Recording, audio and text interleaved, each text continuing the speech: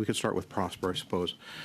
Since 2015, since this current government came to power, housing prices in Canada have doubled, sometimes more than that in certain markets. Mortgage payments have doubled, again, sometimes more than doubled.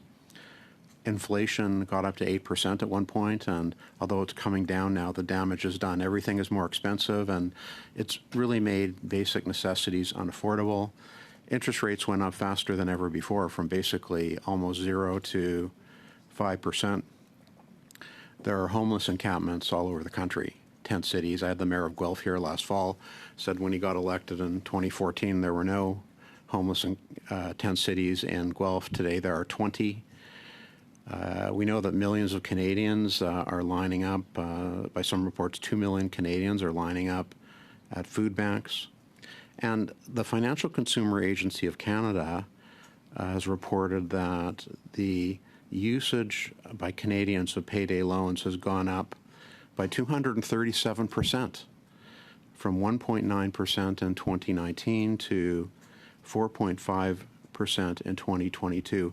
Do you think there's any correlation between the difficult times that Canadians are going through and the increase in usage of payday loans? I think obviously the cost of living and inflation rates have put additional financial pressure on households. I think these are a global phenomenon right now. I'm not sure they're attributable to the actions of any one government. I think there are other dynamics at work that we can all read about in the newspaper.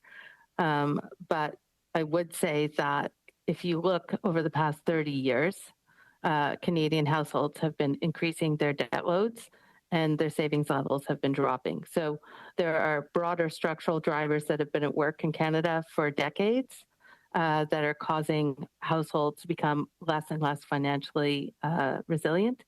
And that I don't think Canada has done as good a job under any government of unpacking what is actually driving these changes over the past decades and putting in place solutions to help households become more financially stable and resilient. And I think if we look to the US, the UK, Australia, and even New Zealand, they've done a much better job than we have at understanding what is driving these changes and in putting in place national solutions in partnership with the financial sector and their community sector.